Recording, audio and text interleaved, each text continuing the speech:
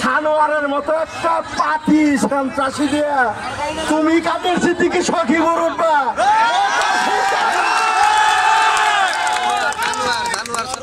আমার সভাপতি নির্দেশ দিতেছেন কেউ উচ্ছৃঙ্খল হবেন না। আমরা উচ্ছৃঙ্খল হইনি, কিন্তু সানোয়ার তুমি গামছা বাইন্দা লাঠি নিয়ে আইসা সেইটাতে ঢেল দিয়ে আমার ছাত্র দলের একটি ছেলেকে আহত করেছ, মাথা ফাটিয়েছ। আজকে ইচ্ছে করলে তুমি পালাইছ কে বাবা? পালাইলে কে?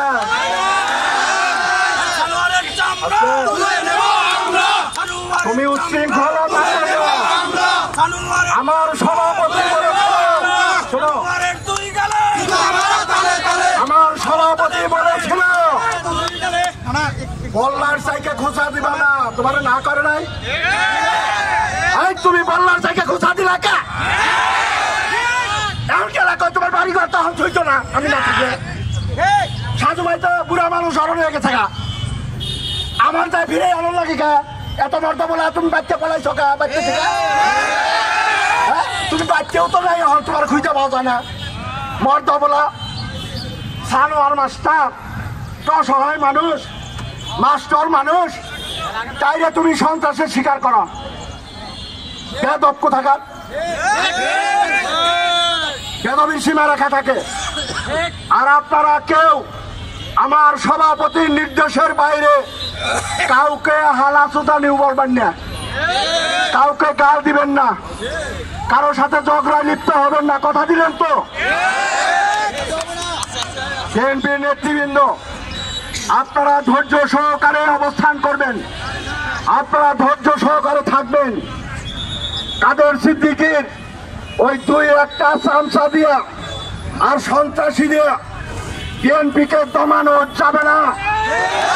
আওয়ামী লীগের প্রেতাত্মা, আওয়ামী লীগের দলাল পা চাটা গোলাম হাসিনার পা চাটা গোলাম কাদের সিদ্দিকী, তুমি সাবধান হয়ে যাও সখীপুর বাসারের মাটিতে।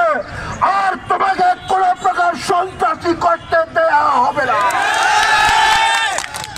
আর তোমার কথা চলবে না। জয়ের মতো একটা ছোট্ট গেদাফর আহমের কাছে হারও তোমার লজ্জা হয় না? আবার তুমি সন্ত্রাসী বাড়া করা, সন্ত্রাসীদের নিয়ে সখীপুরে প্রবেশ করা যাবে না।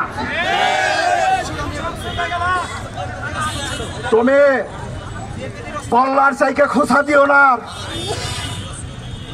নিরস্ত্র বিএনপি আপনারা দেখেছেন, সবাই খালি হাতে শান্তিপ্রিয় সমাবেশ করতেছিলাম, ঠিক সেই মুহূর্তে উস্কানি দিয়ে গামছার মধ্যে লাগিয়ে ছোটার মধ্যে গামছা পেলে তোমার আশা ঠিক হয় নাই। আর না, আর না, আর একদিনের জন্য তোমাকে উত্তর দেওয়া হবে না। সখীপুর স্থান তোমার জন্য অবাঞ্ছিত ঘোষণা করা হলো। আজকের পর থেকে আমাদের নেতৃবৃন্দকে আপনারা অনুসরণ করবেন। আপনারা আমাদের বগুড়া উপজেলা বিএনপির প্রেসিডেন্ট সেক্রেটারি নির্দেশের অপেক্ষায় থাকবেন। আজকে থেকে প্রস্তুত থাকবেন। কাদের সিদ্দিকীর মতো সন্ত্রাসীকে আর সখীপুরে ঢুকতে দেয়া হবে না, হবে না। আমি বললাম হবে না।